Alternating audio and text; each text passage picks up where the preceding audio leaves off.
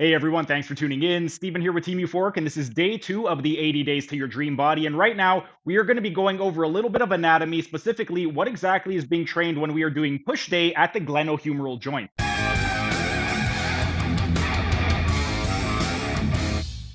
And while we're resting, we're just going to go over a little bit more pressing anatomy, specifically what exactly is being trained at the glenohumeral joint.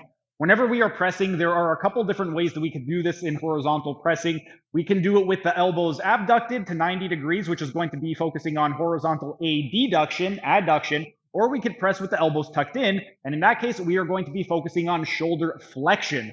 So when we are doing any type of pressing with the horizontal adduction, primarily, we are going to be focusing on the pectoralis major and more specifically, the sternal attachment. So the fibers that cross horizontally right into the sternum. We're also going to be training the anterior deltoid, so the deltoid right up in the front, and then also the coracobrachialis. However, if we were to take the elbows and tuck them in and press forward, we're going to be focusing on shoulder flexion. So because we're focusing on shoulder flexion, we're still going to be focusing on the pectoralis major. However, in this case, we are going to be emphasizing the pectoralis major at the clavicular attachment. So the part that crosses and inserts right at the middle third of the clavicle, the medial third of the clavicle. We are still going to be training the anterior deltoid as well and the coracobrachialis. However, when we are doing pressing with the elbows in, because we're doing shoulder flexion, we are also going to be training the long head of the biceps brachii, because the biceps brachii has two heads. The short head does not cross the shoulder, it just crosses the elbow. The long head, it crosses the elbow and the shoulder. So if the elbows are tucked in, we're doing flexion. We are also training the biceps brachii long head.